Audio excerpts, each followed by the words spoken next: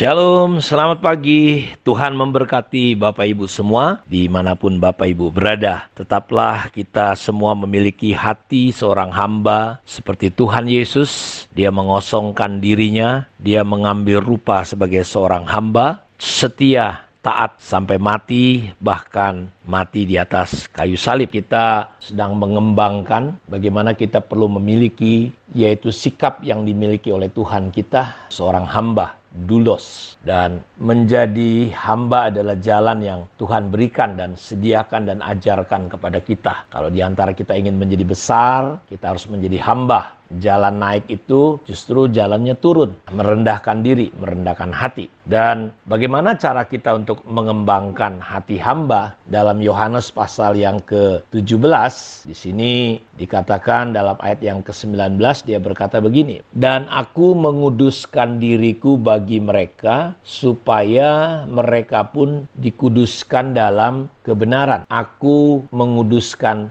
diriku bagi mereka." Kata menguduskan, Yesus menguduskan itu menggunakan kata hagiaso, yang artinya hagiaso adalah di mana Bapak Ibu membuat atau mengakui atau menjadi terhormat atau suci. Jadi Yesus betul-betul menjaga dirinya, menguduskan dirinya demi siapa? Demi mereka, demi murid-murid. Jadi ketika dia melayani dalam proses sebagai seorang hamba, mengabarkan kabar baik untuk menyelamatkan dan membawa manusia kepada rencana Allah, dia perlu menguduskan dirinya. Dia berkata, "Aku menguduskan diriku," hagiaso, untuk membuat atau mengakui atau menjadi terhormat atau suci. Demi apa? Demi rencana Bapa itu bisa digenapi dalam hidupnya dan dalam hidup orang-orang di sekitarnya. Hagiaso juga memiliki pengertian untuk memisahkan dari hal-hal dan mengabdikan diri kepada Tuhan. Jadi dalam doa Bapa kami dikatakan, "Bapa, dikuduskanlah namamu." Kata dikuduskan itu bukan berarti Tuhan itu kurang kudus, bukan Tuhan kurang suci, tetapi kata menguduskan di situ artinya bagaimana kita perlu menjaga hidup kita supaya Tuhan tidak tersandung, supaya Tuhan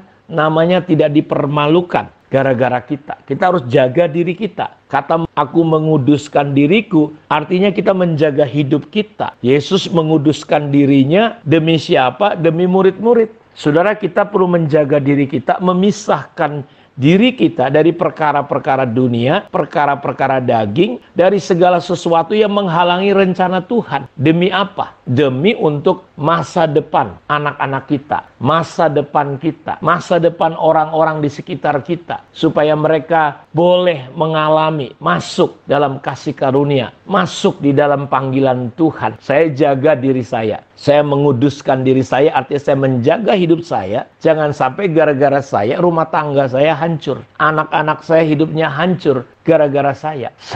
Kita semua perlu menguduskan diri kita. Menjadi seorang hamba, memiliki hati hamba, itu sama dengan apa yang Yesus katakan, "Aku menguduskan diriku." Artinya kita memisahkan diri kita dan mengabdikan, mendedikasikan diri kita kepada Tuhan. Hagiaso juga punya pengertian adalah menguduskan segala sesuatu untuk Tuhan. Kita memisahkan diri, arahnya bukan untuk kita, tapi untuk Tuhan. Kita mendedikasikan orang atau hidup kita untuk Tuhan. Kita memurnikan diri kita. Kita membersihkan dari hal-hal yang coba mencemari kita. Kita keluar seperti kata Alkitab dalam 2 Korintus pasal 7. Keluarlah kamu dengan takut akan Tuhan. Jangan sentuh hal-hal yang najis dan kotor. Jadi kita mendedikasikan, menguduskan artinya, hagiaso arti kita mendedikasikan, memurnikan, membersihkan hidup kita, menyucikan dengan apa? Dengan mengizinkan darah Yesus, sehingga kita bebas dari kesalahan dan dosa. Hagiaso juga punya pengertian, menyucikan batin dengan memperbaharui roh dan jiwa kita. Jadi perhatikan baik-baik. Tuhan Yesus dia berkata, "Aku menguduskan diriku bagi mereka, supaya mereka dikuduskan dalam kebenaran." Karena itu saya ingin coba mengajak Bapak Ibu semua untuk kita melihat dulu ayat ini secara lengkap. Karena kita ingin belajar supaya kita bisa mengerti bahwa ayat 19 ini kan muncul di dalam doa Yesus ketika dia segera akan naik ke atas kayu salib menggenapi tujuan hidupnya datang ke dunia ini. Di dalam ayat 1-nya dikatakan demikianlah kata Yesus, lalu ia menengadah ke langit dan berkata, Bapa, telah tiba saatnya, permuliakanlah anakmu supaya anakmu mempermuliakan engkau, sama seperti engkau telah memberikan kepadanya kuasa atas segala yang hidup, demikian pula ia akan memberikan hidup yang kekal kepada semua yang telah engkau berikan kepadanya. Inilah hidup yang kekal, itu yaitu bahwa mereka mengenal engkau, satu-satunya Allah yang benar, dan mengenal Yesus Kristus yang telah engkau utus. Aku telah mempermuliakan engkau di bumi dengan jalan menyelesaikan pekerjaan yang kau berikan kepadaku untuk melakukannya. Jadi Yesus berkata, muliakan aku di bumi. Aku telah mempermuliakan engkau dengan jalan mengerjakan pekerjaan yang engkau berikan kepadaku. Oleh sebab itu Bapa, permuliakanlah aku padamu sendiri dengan kemuliaan yang kumiliki di hadiratmu sebelum dunia ada. Aku telah menyatakan namamu kepada semua orang yang kau berikan kepadaku dari dunia. Mereka itu milikmu, dan kau telah memberikan mereka kepadaku, dan mereka telah menuruti firman-Mu. Sekarang mereka tahu bahwa semua yang kau berikan kepadaku itu berasal daripadamu. Jadi kita lihat dari ayat-ayat ini, Yesus menyatakan, aku menguduskan diriku demi mereka. Demi supaya apa?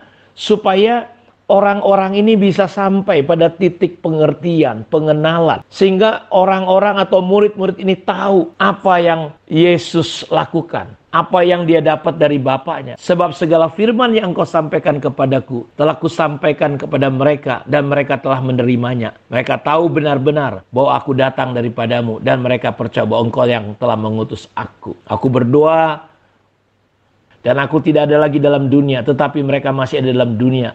Dan aku datang kepadamu, ya Bapa yang kudus, peliharakanlah mereka dalam namamu, yaitu namamu yang telah engkau berikan kepadaku, supaya mereka menjadi satu sama seperti kita.